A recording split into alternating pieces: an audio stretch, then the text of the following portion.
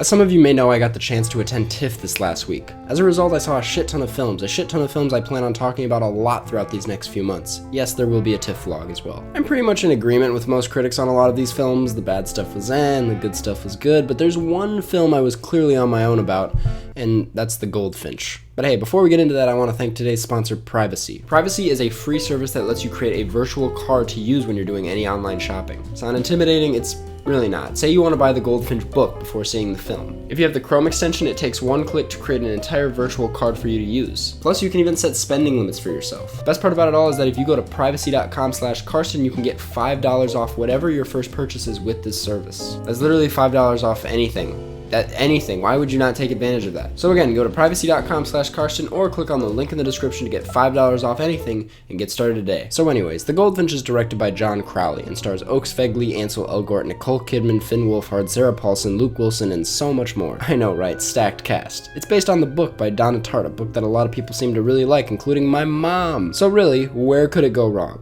Well, apparently in a lot of places. It has like a 33% on Rotten Tomatoes. Letterboxd sweetheart David Ehrlich called it a disaster, and I'm over here like, well, it's not that bad, guys. I know I'm usually one to talk about why something good is actually shitty, not why something shitty is actually good, but I don't think this thing deserves the hate that it's getting. I'm not gonna praise it like it's a masterpiece or something. It's definitely like a slightly better than average film to me. I gave it a 7 out of 10. But I don't think it's awful. I certainly don't think you should avoid it if you were looking forward to it in the first place. Let me talk about what's great about this thing first. For one, let's get the obvious out of the way, the cinematography by Roger Deakins. While I agree his cinematography in Blade Runner 2049 is like miles ahead of this visually, this is the one that made me go, okay, he's a genius. Hear me out. He's capturing a lot of normal settings here, like really boring things. He made all these places, people, and things look beautiful. If the film ever felt like it was getting a little dry, the cinematography was always there to pull me in some interesting way. He really proves in this film that he can make literally anything not only look good, but do exactly what it needs to do for the scene. I'm not religious, but God bless this man. Second, Oaks Fegley as young Theo. My God, man. Child actors are such hits or misses. Even the Stranger Things kids don't kill it 50% of the time, but this kid destroyed his performance for his entire time on screen. I believed his performance every step of the way. He made Finn Wolfhard's performance look kind of embarrassing, which to be honest it was already to begin with. Around the halfway mark, once Theo and Boris's friendship really starts kicking in, I just felt so much energy coming out of Fegley's delivery that really helped with what this film wanted to pull off. While we're on that note, the scenes that involved young Theo were pretty gripping, more so than old Theo, that's for sure. It felt like while messy, they really captured the emotions any kid would be feeling at this age. I understood his sadness, his frustration, and the mood of that entire time period. Now, old Theo's scenes feel a bit more empty. There's a lot less energy in every aspect during these scenes, which is a bummer because it makes the whole thing feel pretty inconsistent and also a drag to get through at that point in the film. But they cut back to those young Theo scenes pretty consistently, which makes up for it in my opinion. Let's see, what else? The score was pretty good. It was really pretty. It felt very 2014 for some reason. Does that make any sense? But besides that, that's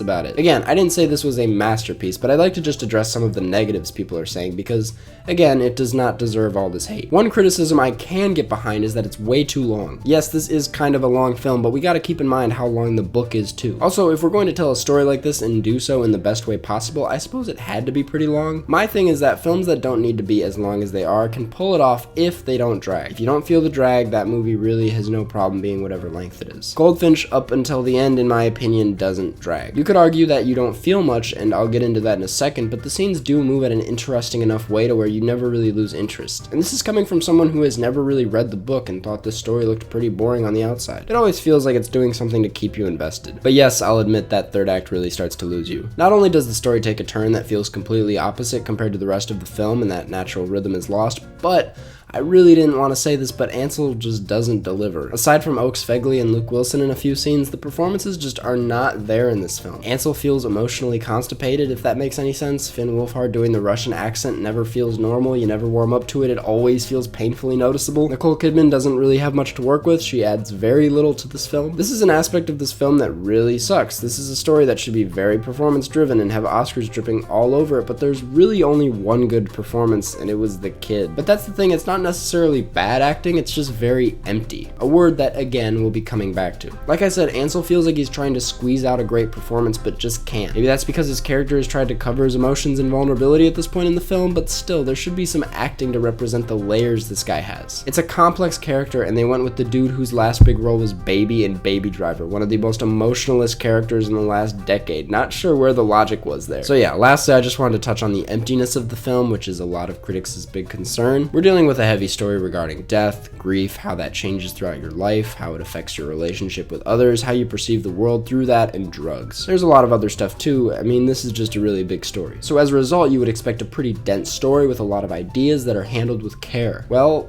not really. I agree, the story does feel kind of lifeless at times. I think the problem is that they have a shit ton of themes and ideas here, and they never are able to go all in on any of them. Anytime it feels like we were getting somewhere with a certain idea, like drug addiction for example, they'd cut to a completely unrelated scene. By the end, you don't feel fully satisfied with any ideas. I mean, a huge part about this film is the goddamn painting of the Goldfinch, and I want to say there's like 30 minutes in this film where it isn't talked about or brought up. And then they bring it back in the third act, and we're just supposed to really care about that part of the story, and I'll be honest, I didn't give a single shit. I cared way more about the dad issues, but those never came back or got resolved, or same thing with the drug problems. This thing either needed to be an hour longer, which clearly nobody wants, or it needed to really minimize the story down to one theme, which would probably not do the book justice. What I'm saying is this thing was bound to be a mess. It's such a mess. One of the messiest films I've ever seen. And when films are long, messy, and at the end of the day unsatisfying, people get mad, especially impatient critics at film festivals. So yeah, it's not exactly surprising that people shat on this. But what I'm saying is that I don't think it's all that bad. I think a lot of people are forgetting that it does have a lot of good going for it. A lot of people will actually really love it and connect to it probably. Should it win any awards? God no, I hope it doesn't, but I really wouldn't say this is a disaster of a film. John Crowley deciding to make this damn thing is ambitious on its own and in my opinion worth appreciating. I wouldn't say he played it safe, but he also just didn't commit. I got a lot more coming that I saw at TIFF, including the one about the clown, but until next time, don't forget to go to privacy.com/Karsten,